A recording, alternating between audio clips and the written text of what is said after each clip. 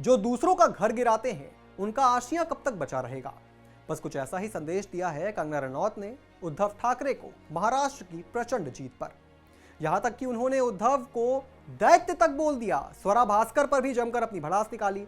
आज आपको बताएंगे क्या मंडी की सांसद जो है कंगना रनौत, उनका क्या है डायरेक्ट कनेक्शन महाराष्ट्र चुनाव से और कैसे महाराष्ट्र चुनाव की जीत से पूरा हो गया कंगना रनौत का बदला। पर उससे पहले आयान भारत को सब्सक्राइब कर लीजिए। नमस्कार, मैं हूं आपके साथ स्नेहित। आयान भारत देख रहे हैं आप। देखिए, महाराष्ट्र की जीत बीजेपी के लिए तो अहम है ही, मगर कंगना रनौत के लिए भी बदला एक पूरा होने जैसा है। बताते हैं कैसे। साल 2020 जब उद्धव ठाकरे की सरकार थी महाराष्ट्र के अंदर, तो उन्होंने कंगना का घर गिरा दिया था, घर का नक्शा अवैध है ये बोलकर। और तब से कंगना के मन में बदले की भावना थी।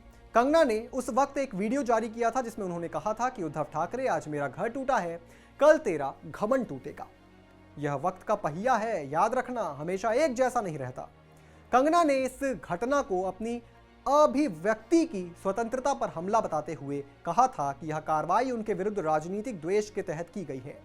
मगर अब महायुति की जीत से कंगना के तेवर अपने चरम पर हैं। कंगना ने दिल्ली में पत्रकारों से बात करते हुए कहा, जो महिलाओं का सम्मान नहीं करते उनकी हार तय होती है। इतिहास गवाह है, दैत्यों का अंत हमेशा होता है। कंगना ने कहा, जो लोग देश को तोड़ने की बात करते हैं, जनता ने उन्हें सही सबक सिखाया। महिलाओं का सम्मान करने वाली सरकार ही देवता की तरह पूजनीय होती है। कंगना ने अपने साथ हुए विवाद को याद करते हुए कहा, उद्धव ठाकरे ने मेरे घर को तोड़ा था, गाली गलौज की थी, आज उनकी हार ने सब कुछ साबित कर दिया। उन्होंने महायुति की जीत का ऐतिहासिक उन्हें बताते हुए प्रधानमंत्री नरेंद्र मोदी की तारीफ की और कहा कि महाराष्ट्र की जनता ने विकास और स्थिर सरकार के लिए वोट दिया था। कंगना ने इस दौरान पीएम मोदी को अजय बताया। चलिए, ये तो एक चैप्टर था, अब खुला चैप्टर 2 स्वरा भास्कर का। कंगना ने स्वरा भास्कर, जो हार के बाद से ही ईवीएम पर लगातार बेतुकी बयानबाजी कर रही हैं, उन पर भी जबरदस्त हमला किया।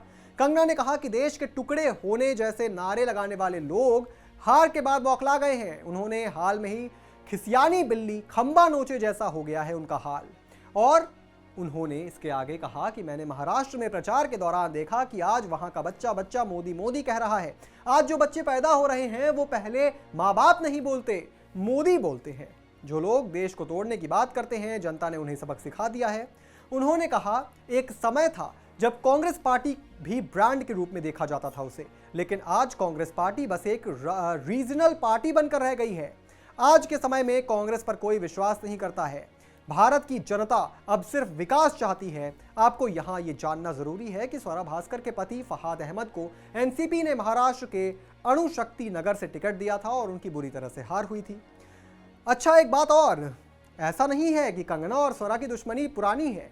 दोनों एक समय तनु वेड्स मनु रिटर्न्स में काम कर चुकी है साथ में।